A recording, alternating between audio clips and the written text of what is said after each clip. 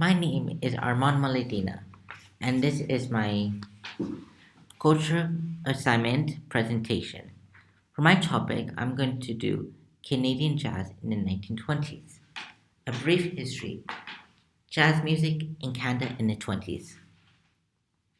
Jazz is a style of music that originated with African Americans in the early 20th century. It combined elements of European and African traditions. The music commercial beginnings, which are greater relevance to its history in Canada from 1917, began with several recordings by a white New Orleans quintet, the original Dixieland Jazz Band.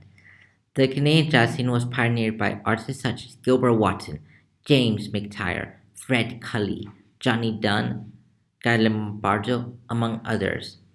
By the early 21st century, jazz increasingly found a place on the curriculum of many universities and colleges in Canada and elsewhere, but its traditions remained largely aura.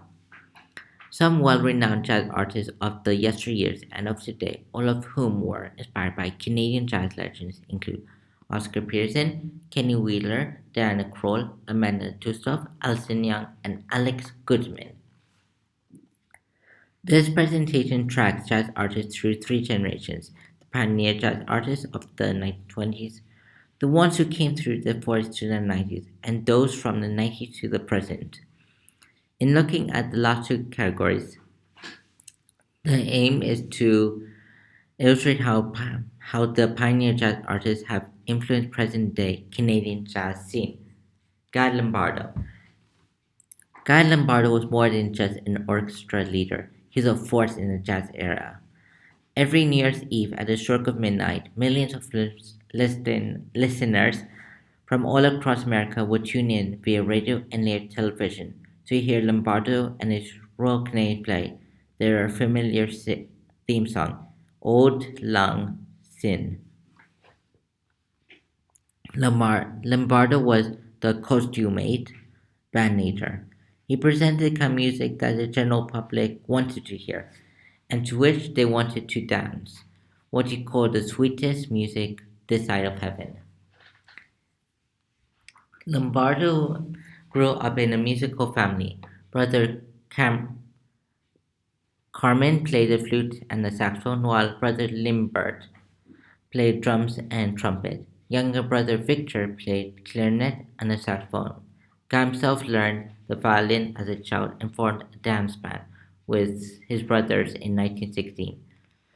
The group proved popular in the area around their London, Ontario home, and in November 1923 they traveled to Cleveland, Ohio to make an attempt on the American market.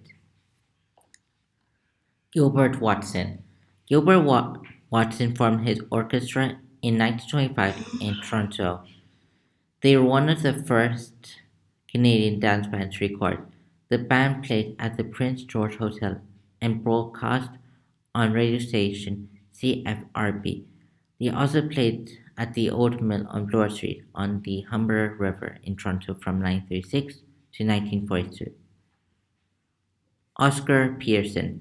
Oscar Pearson was one of the greatest piano players of all time. He had speed, dexterity, and the ability to swing at any tempo. He did his best with unaccompanied solos. Pearson was criticized through the years because he used so many notes, and also because he did not evolve much since the 1950s. Pearson played 100 notes when other pianists might have used 10. Pearson spent his career growing within the style rather than making any major changes once his approach was set. Certainly an acceptable way to handle one's career. Kenny Wheeler. Wheeler was born in 1930 in Toronto, Ontario, and began playing trumpet at age 12. After studying at Toronto's Royal Conservatory, he moved to London in 1952, where he gigged with swing and dance bands. He appeared with John Dankworth's orchestra at the 1959 Newport Festival and remained with that group until 1965. In 1966, Wheeler discovered free jazz. Diana Krall. Diana Krall is a Canadian jazz musician whose breakthrough came in 1966 with the album All For You. She received her first Grammy Award for 1999 song When I Look in Your Eyes and the other song On the Girl in the Other Room. Kroll for the first time includes some of her own compositions, as well as songs written or co-written by British singer-songwriter Elvis Costello, whom she married in 2003. Alison Young, a recent dynamic force on the Toronto jazz scene, young saxophone sensation Alison Young is from Ottawa, where she honed her craft playing with local blues and R&B bands. After studying at the University of Toronto with Phil Nimnes, Mike Murley, and Kirk MacDonald, she has in recent years emerged as one of the Toronto jazz scene's hottest and most sought after reed players.